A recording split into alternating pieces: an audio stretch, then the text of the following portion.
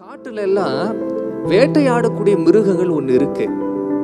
வேட்டையாடி அது அப்படியே விழுந்துட்டு இருக்கும் பாருங்க. அந்த மீதத்தை சாப்பிடக்கூடிய வேறு மிருகங்களும் உண்டு. நம்மை சுற்றிலும் இருக்கக்கூடிய ஒரு சில மனிதர்கள் நம்ம எப்படி பார்க்கிறாங்கன்னு தெரியுமா? இன்னும் கொஞ்சம் தான் உயிர் இருக்கு, இந்த உயிர் கொஞ்சம் மாத்திரம் தானே இருக்கு, இந்த உயிர் கொஞ்ச நேரத்துல பிரிஞ்சு போயிடட்டும், எப்படியோ பிரிஞ்சு போக போகுது, பிரிஞ்சு போயிடுச்சுன்னா இது நமக்கு உணவா மாறிடும் சொல்லி கழுகுகளை போல, கழுதை புலிகளை போல நிறைய மிருகங்கள் மாதிரி மனிதர்கள் நம்மை சுற்றிலும் காத்திருக்கிறார். இவனுடைய வீழ்ச்சி எப்ப இருக்கும், இவனுடைய வாழ்க்கை எப்ப ஒன்றுமே இல்லாம போகும், அழிஞ்சு போகும் சொல்லி நிறைய பேர் எதிர்பார்த்து காத்திருக்கிறாங்க.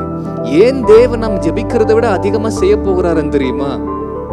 அந்த மனிதர்கள் எல்லாருடைய பார்வைக்கு முன்பாக அவர்களை வெட்கப்படுத்தி தேவன் நம்மை உயர்த்தும்படிக்காக, நம்மை நடத்தும்படிக்காகவே அப்படி வைத்திருக்கிறார்.